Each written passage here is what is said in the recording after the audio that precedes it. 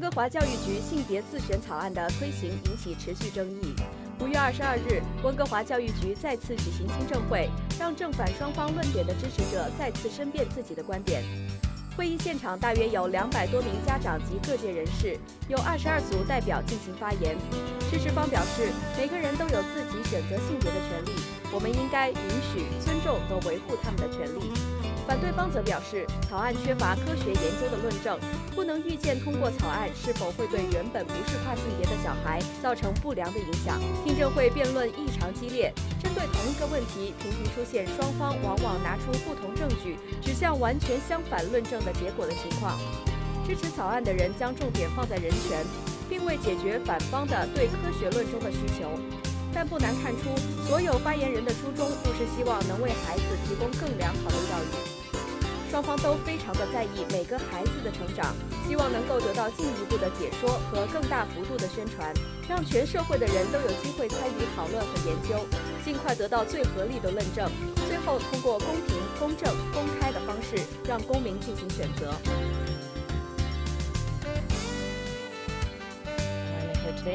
Because the Vancouver School Board is trying to rush through the passing of a policy which is flawed and which takes away parents' rights to be involved in the life of their children, particularly as it relates to issues of sexuality and transgenderism.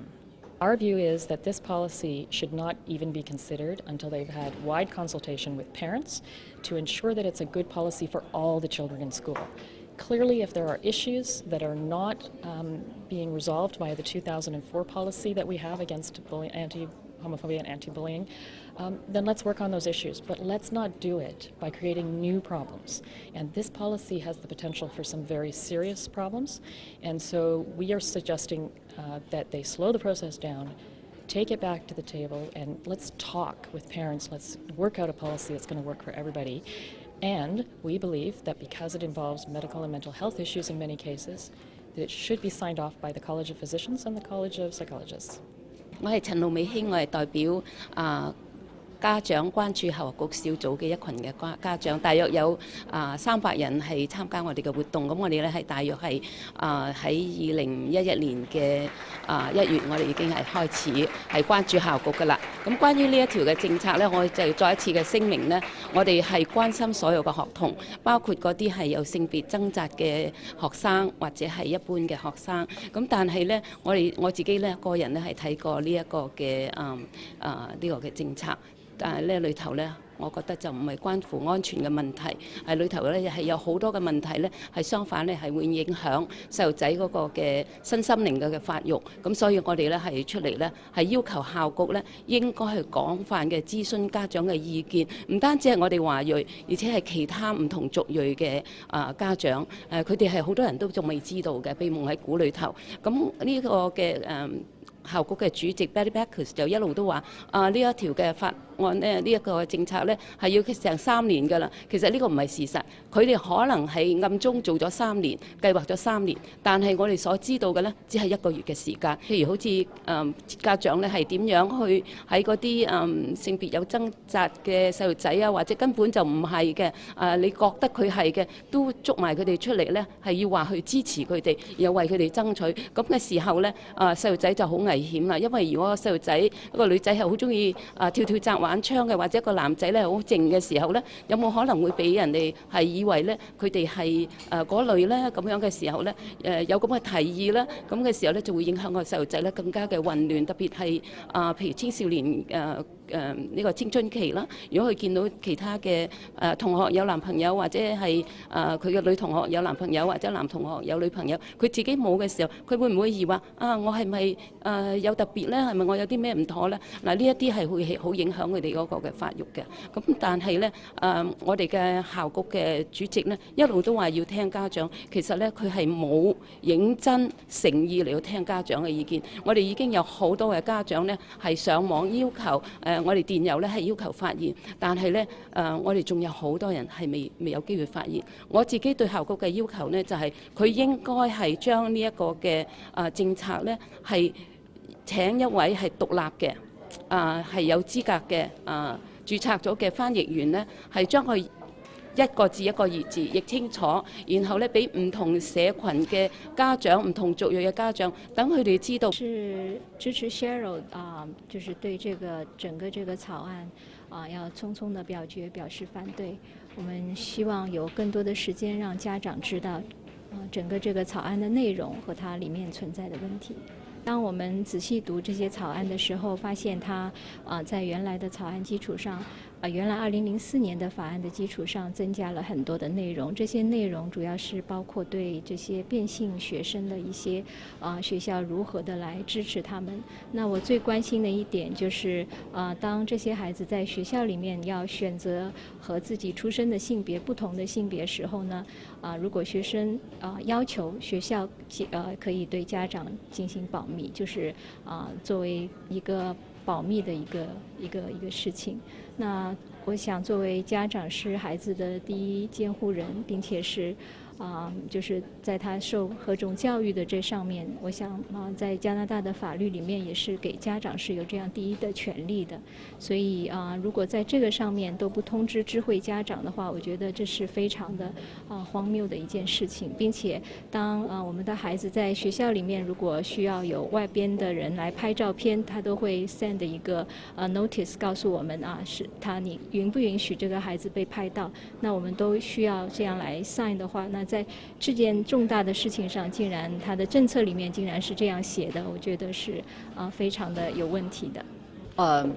我当然支持，因为我自己的小孩是有在这方面的，是在这方面就是属于他们现在在讨论的这样子的孩子，他本身是有性别认同的，他是个女孩子，他认为他是个男孩子。然后这个问题呢，自从他3岁之后就已经开始发生了。他今年11岁，他在10岁的时候，还没到11岁的半年前，跟学校的校长讲，说他希望大家称他为叫他男孩子的名字，然后称他用英文里面是用英文的他来讲。然后学校校长立刻打电话给我，然后他说叫我来开会那样子。然后其实我一点都不惊讶，我只是很担心说学校会叫我说把你孩子怎么转学，不能在这个学校了。然后我也很，可是呢，我那个开会的时候是180度的不同。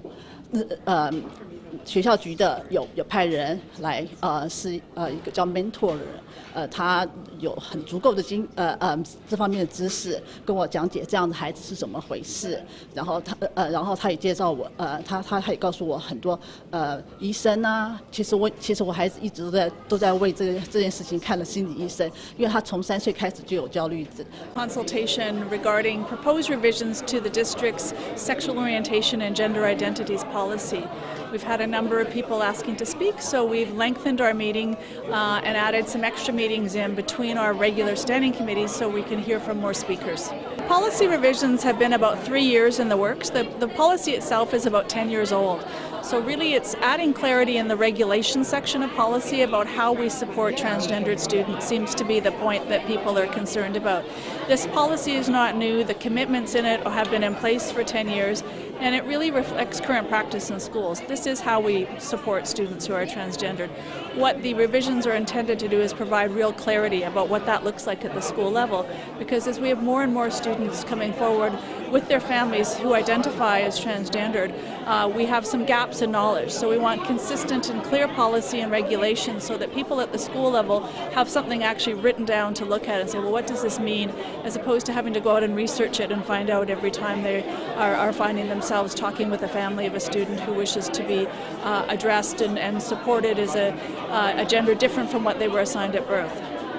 Vancouver has been a leader for over a decade in supporting students of all sexual identities. We are proud of that work. That was brought in when there was a party called COPE that dominated the board.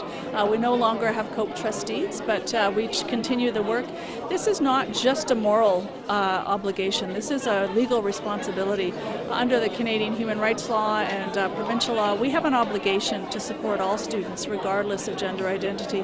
What this does is makes that very clear in how we're going to do that.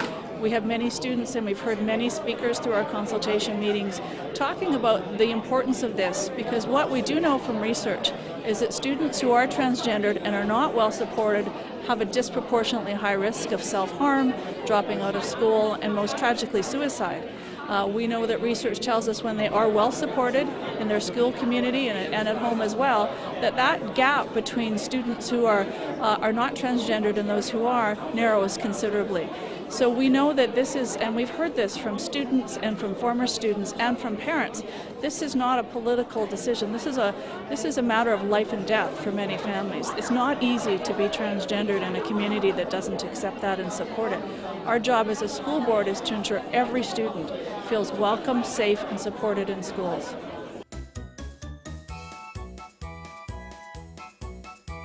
感谢收看今天的大温故事，我们下期再见。